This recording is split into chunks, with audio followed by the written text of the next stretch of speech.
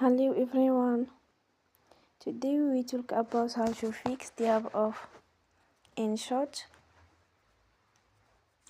We will go to settings, then we click on apps. After that we search the app InShOt and we click. Then we will on for stop.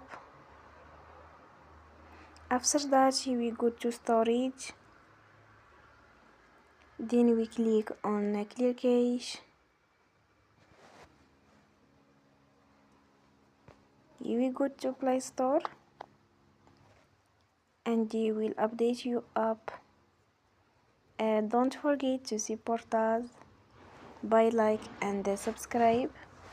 See you next time and thank you for watching.